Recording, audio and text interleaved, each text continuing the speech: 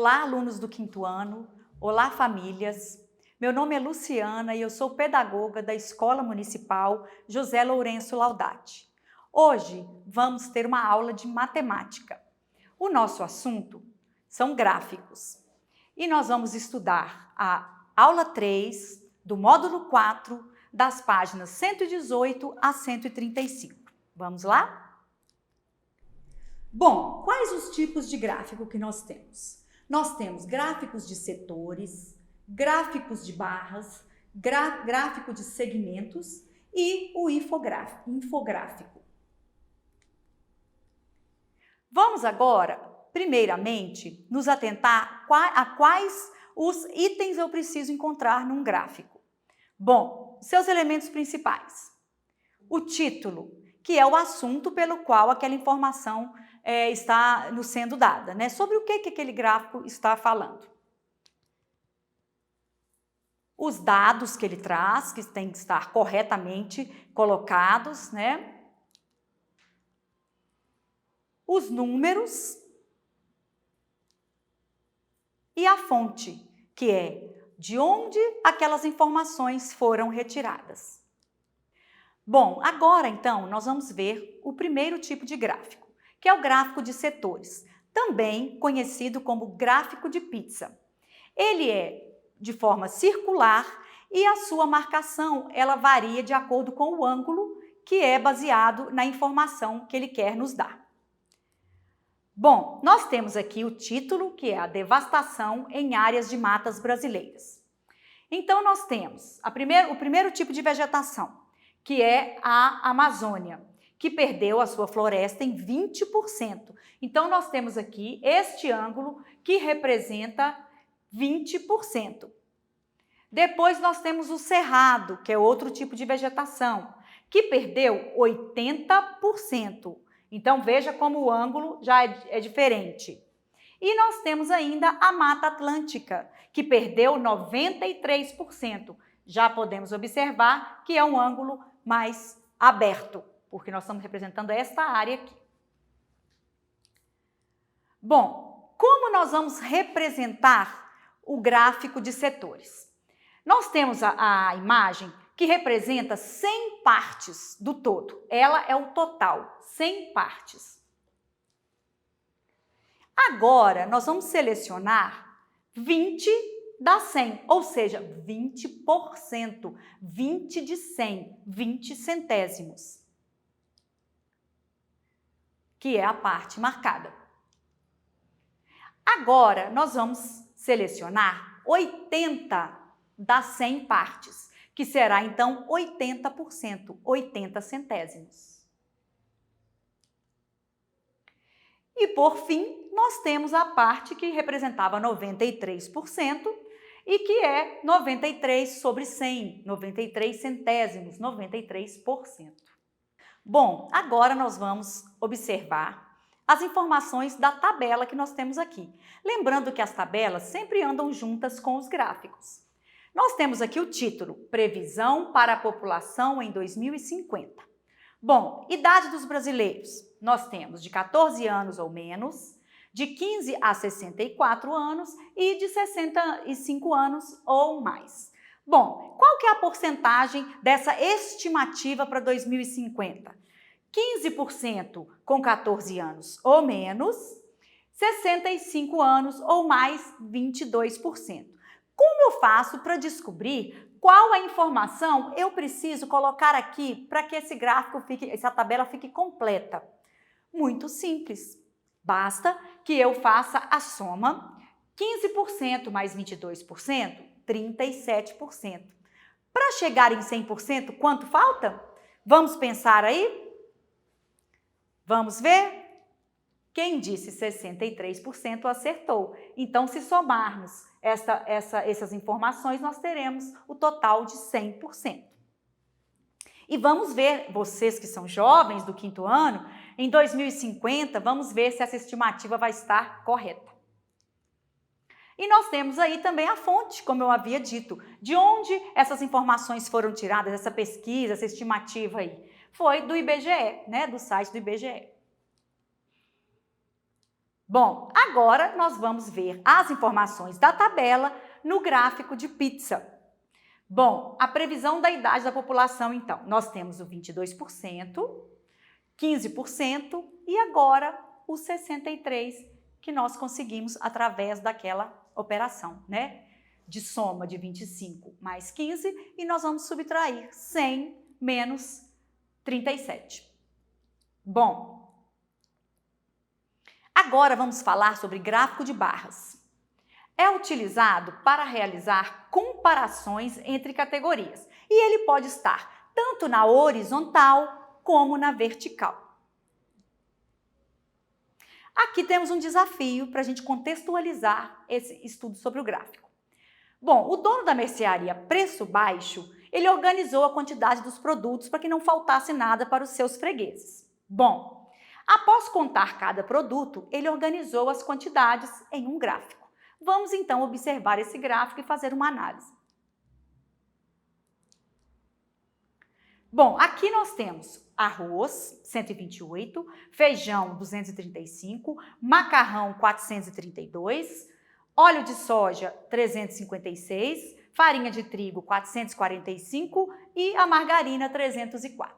Então, como eu posso trabalhar os dados desse gráfico? Primeiro, vamos somar algumas quantidades. Vamos observar qual o produto que tem maior quantidade aqui.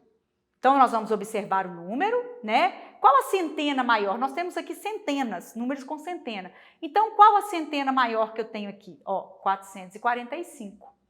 E qual o produto que eu tenho menos quantidade, que eu tenho que repor meu estoque? Seria, então, 128, que é o arroz. Nós podemos também fazer algumas operações, né? Eu posso somar, por exemplo, quanto daria um macarrão com o arroz? Quanto daria o óleo de soja com a farinha de trigo? Ou eu posso também querer saber a diferença entre um produto e outro, né? Quanto tem a mais do que o outro, né? E essas são várias as perguntas que a gente pode estar encontrando nas nossas atividades aí do livro e em avaliações também, né? Assim a gente vai estar trabalhando e conhecendo os dados que esse gráfico nos traz. Agora vamos falar sobre o gráfico de linhas, que ele é apresentado em um eixo ordenado. E ele apresenta uma variação. Então, ele pode ser crescente, pode ser decrescente, ele pode ser ainda constante, mantendo aquela informação sem variar, ou ele pode ter variações, crescente, decrescente. Então, nós vamos ver um exemplo aqui. Aqui é o gráfico sobre o consumo de energia nos últimos 7 meses.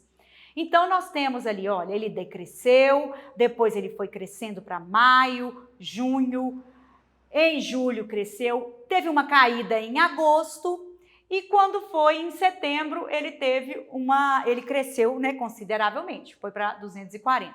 Então, basicamente, ele é um gráfico que apresenta linhas e apresenta uma variação, nesse caso, entre os meses e o consumo de energia. Esta é a relação que esse gráfico apresenta. Bom, tem o infográfico, que são peças que apresentam imagens. Então, ele é usado muito em mídias, né? E quando precisa de um apelo visual, quando precisa mostrar a imagem por si só, ela já dá a gente uma ideia sobre o que este gráfico quer nos mostrar. Bom, então, com o título A Evolução sobre os Trilhos, vamos analisar esse infográfico. Nós temos, então, a Maria Fumaça, que alcançava 202 km por hora. Depois veio a locomotiva a diesel, 238 km por hora. Depois, a locomotiva elétrica, 574 km por hora. E, por fim, a maglev, uma locomotiva inglesa, que alcança 581. Vamos pensar qual será a próxima evolução nos trilhos. Bom, nós temos aqui um outro exemplo de infográfico. Esse aqui é bem conhecido de vocês, né? Nós temos aí o símbolo do Facebook, nós temos do YouTube, nós temos do WhatsApp, do Message do Facebook, do Instagram, Twitter e o LinkedIn. Bom, agora nós vamos para uma atividade que está na página 122. É uma tabela que vocês vão ter que fazer em casa. Então, eu fiz a minha como exemplo para estar ajudando vocês. Nós temos aí atividades, tempo e porcentagem. Eu modifiquei um pouco, porque para vocês está estudar, eu coloquei estudar e trabalhar para ficar dados reais. E o brincar eu coloquei distrair, no meu caso, né? Embora que eu gosto de brincar também, não tem problema não. Bom, então nós vamos lá. Eu dividi o meu tempo. 12 horas para estudar e trabalhar, 2 horas e 24 brincar e distrair, comer 1 hora e 12, dormir 7 horas e 12 e outras coisas que a gente faz, pequenas coisas no dia a dia que não dá para separar, então ficamos com 1 hora e 12 também. Por que que eu cheguei a esses dados aqui, a essas informações? Porque 50% é de 24 horas, 12 horas, metade. 10% de 24 horas, 2 horas e 24 minutos. 5% de 24 horas, 1 hora e 12 minutos. 30%, 7 horas e 12 minutos. E 5% novamente, 1 hora e 12 minutos. Agora, vamos ver como a gente pode estar fazendo uma operação, mais de uma inclusive, para a gente conseguir chegar a esses resultados. Bom, qual foi a forma que eu encontrei para achar aqueles dados? Eu peguei 24 horas, que é o mesmo que 60 minutos cada hora. Multipliquei 24, então, por 60 e cheguei a 1.440 minutos, 100% do dia, 24 horas. Bom, depois que eu fiz isso, eu dividi por 10. Então, eu tive 10%, que é 144 minutos. Esses 144 minutos, como que eu posso colocar ele em horas também? Muito simples. 120 minutos são 2 horas. Então, sobrou 24 minutos. Então, eu obtive 2 horas e 24 minutos, que é o mesmo que 144 minutos. Eu usei essa fórmula. Mas, como vocês estão em casa e o processo é um pouco mais complicado para a realização dessas atividades, porque porcentagem, quando a gente lida com horas, é um pouco mais complicado, porque a gente precisa traduzir isso aí em minutos. Então, é um processo um pouco mais complicado, mas, logicamente, eu convido vocês a esse desafio. Mas, para ajudar a realizar a atividade, eu fiz aqui uma tabela para vocês conseguirem dividir o tempo de vocês, tá? Então, 5% é 1 hora e 12, 10% 2 horas e 24 minutos, 20% 4 horas e 48 minutos, 30% 7 horas e 12 minutos, 40% 9 horas e 36 minutos, 50% 12 horas, metade, 60% 14 horas e 24, 70% 16 horas e 48 minutos, 80% 19 horas e 12 minutos, 90% 21 horas e 36 minutos e 100% 24 horas. Então, gradativamente a gente vai aumentando e vai chegando até 24 horas. Espero que essa tabela possa ajudar um pouquinho na atividade. Bom, então agora nós vamos representar esses dados na tabela e no gráfico de pizza. Então, nós temos, 12 horas, 50% das 24 horas. 2 horas e 24, 10% das 24 horas. 1 hora e 12, 5%. 7 horas e 12, 30%. E, novamente, 1 hora e 12, 5%. Então, nós representamos aqui, mais uma vez, a tabela. Agora, vamos passar esses dados para o gráfico de pizza. Então, nós temos 50%, que representa estudar ou trabalhar. Nós temos 30% dormir.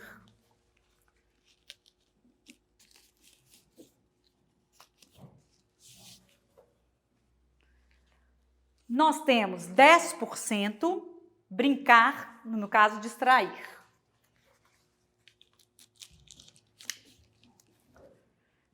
E nós temos 5% para comer.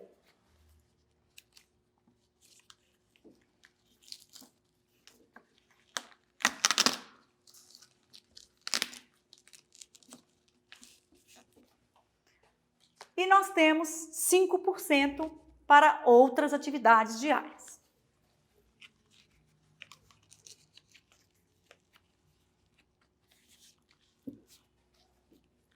E aí nós temos então a representação de duas maneiras, na tabela e no gráfico de pizza.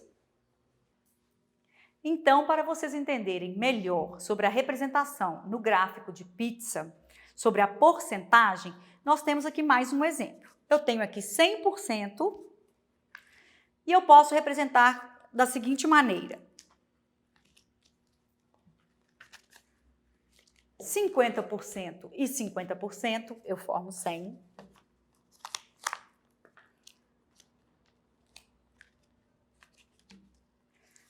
Aqui eu tenho 75%.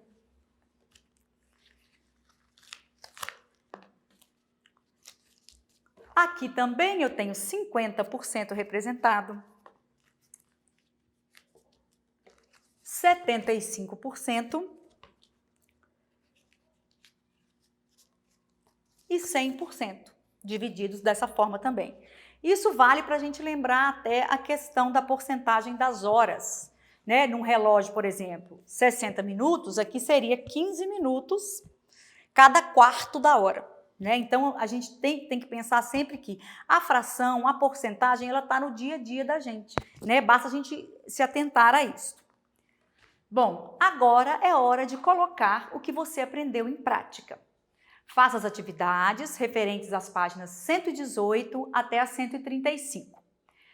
Um grande abraço a todos e obrigada por nos receber virtualmente em casa novamente. Estou com muita saudade de vocês, espero que vocês estejam bem e que vocês tenham um Natal tranquilo e alegre em família, principalmente com muita saúde. E o ano que vem eu espero muito que possamos nos encontrar pessoalmente. Um grande beijo para vocês.